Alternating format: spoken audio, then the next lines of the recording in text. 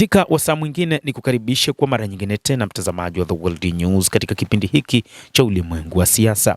Jina langu ni Adam Hussein. Rais wa Marekani Donald Trump anasema Iran inapaswa kukubaliana na kila kitu ambacho yeye anakitaka. Rais huyo wa Marekani bado anatumia ubabe na kauli za vitisho dhidi ya Jamhuri ya Kiislamu ya Iran, licha ya kwamba kumekuwa na mazungumzo mazuri yanayoendelea ambayo hata yeye binafsi amekuwa akiyataja kwamba kuna mwanzo mzuri kuelekea katika kumaliza uhasama kati ya Marekani na Iran.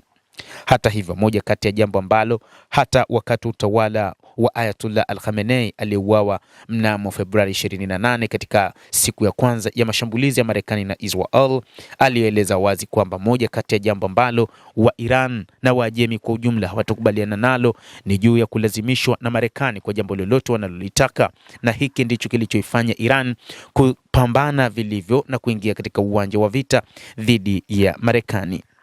Rais huyo wa Marekani katika taarifa zake za hivi punde amesema kwamba ameridhishwa na mchakato wa maelewano kati ya Iran na Marekani.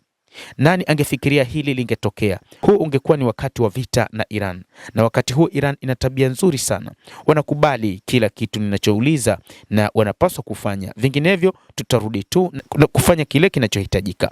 Bwana Trump aliwaambia waandishi wa habari akizungumzia juu ya bei ya mafuta inayokaribia kushuka hadi $70 kwa pipa.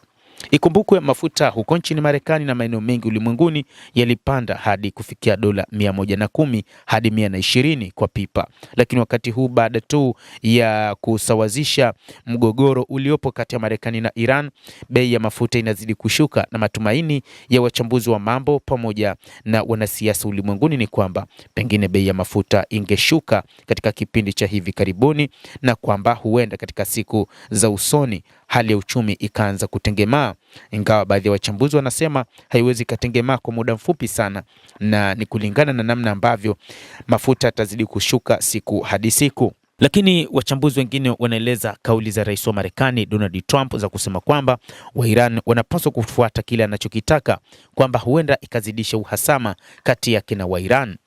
Moja kati ya jambo ambalo wa Iran sasa wanalizungumza ni kwamba wao wameshinda katika vita hivi ambavyo Marekani ilipigana kwa kushirikiana na Israel na mataifa mengine katika Ghuba, na ni jambo ambalo rais wa Marekani Donald Trump hataki kulisikia kabisa, akiamini kwamba ni Marekani iliyoshinda vita hivi, licha ya kwamba ni yeye ambaye alitaka mazungumzo ya kumaliza uhasama huo.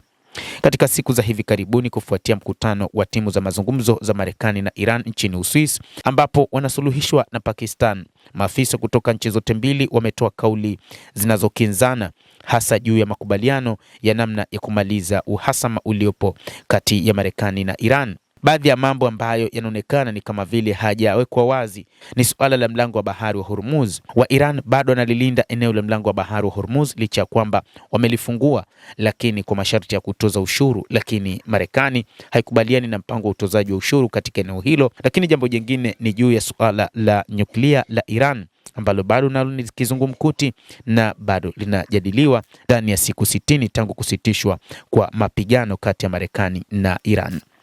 Lakini jambo pekee ambalo sasa linazungumzwa ni juu ya Iran kutoza ushuru katika mlango wa bahari wa Hormuz.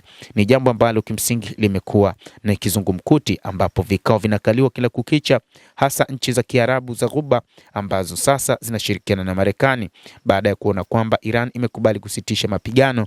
Sasa zinatafuta namna ya kuweza kuhakikisha mlango wa bahari wa Hormuz unafunguliwa na kwamba Iran haitozi ushuru kwa namna moja ama nyingine. Endelea kutufuatilia mtazamaji, lakini ni kusihi usisahau kulike, usisahau kucomment, kadhalika usisahau kusubscribe channel yetu hii ili upate habari hizi kwa mapana kupitia The World News. Naitwa Adam Hussein, endelea kuwa nasi wakati wote, endelea kutufuatilia.